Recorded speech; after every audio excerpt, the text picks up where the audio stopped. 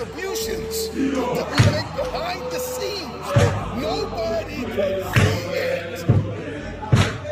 It's the days and the minutes and the moments and the hours and the reps that you put in. It's the meals that you missed. It's the times that you lost sleep. And people may have thought you were losing your mind because you logged out of social media for months at a time to build something. You paused hanging out with the boys or the girls so you can manifest it, so you can see it finally.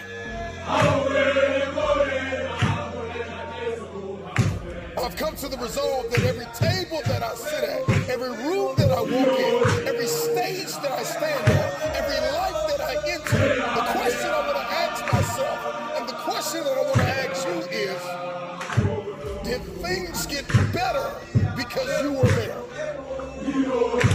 It is what we do in secret. It is what we do in silence. It is how we work on ourselves.